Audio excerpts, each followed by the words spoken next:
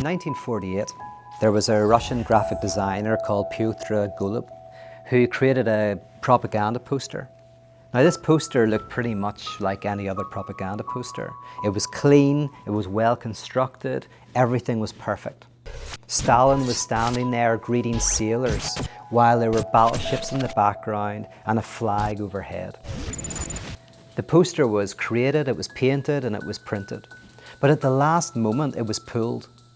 Someone on the censorship committee said it was an abomination, it was diabolical. They arrested Pyotr, they sent him to the gulags and they had him executed. What no one had noticed up until that moment was that actually there was a mistake. Stalin was holding his hands like this, but he only had 3 fingers on his left hand. One was missing. Now, you have to ask yourself, why did Pyotr paint Stalin with only 3 fingers? The first explanation is simple. Well, he's just very bad at drawing hands. But it doesn't quite make sense. Because not only would he have to be bad at drawing hands, he'd have to be bad at knowing that he was bad at drawing hands. He'd have to not have realized that he gave Stalin only 3 fingers. So maybe it was a political statement. But a political statement like that would have resulted in his execution. He would have known that. Not only his execution, but potentially those people that he loved. As well as that, it didn't actually have an objective meaning. There's no symbol for a 3-fingered individual in Soviet Russia. So another explanation lies in the psychoanalytic tradition of what's called the Freudian slip.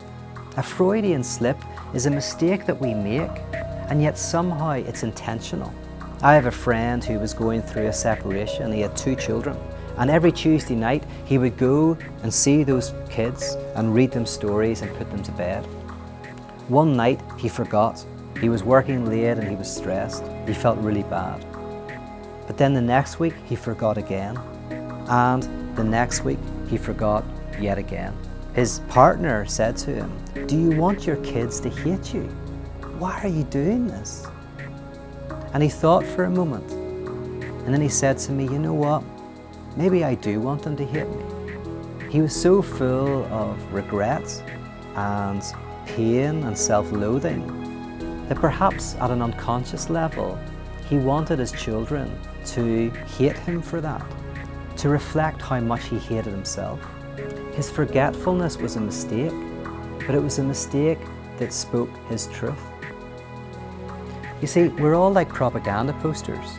We all have an image of ourselves that we present to the world and we present to ourselves. Perhaps it's that we're sociable or that we're funny or we're together, we're happy with life. But in that, we repress the things that are painful, we push them down, we try to forget them.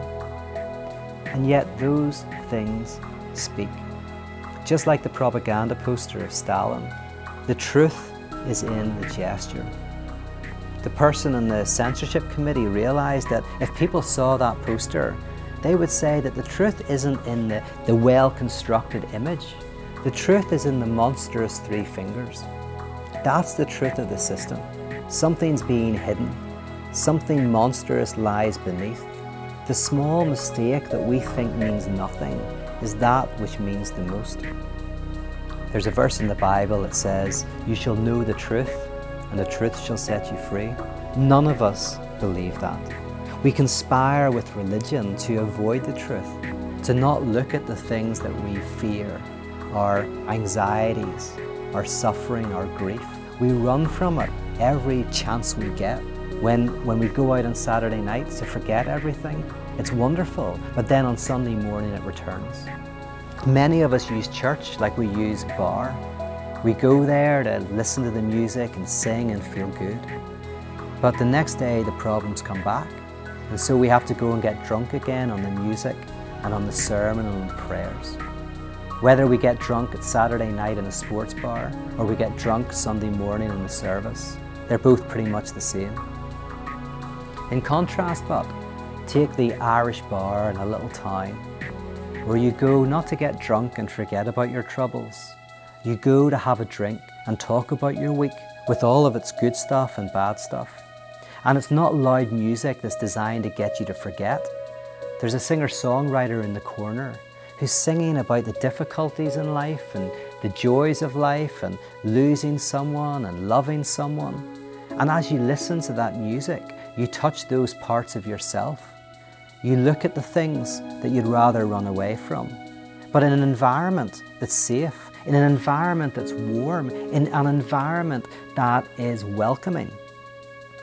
There you learn to mourn. You learn to look at the difficult things in a way that robs them of their sting. This is what we need. Spaces where we can look at those truths that we would rather repress, bring them to the light of day, so that we might learn to live, and to live well.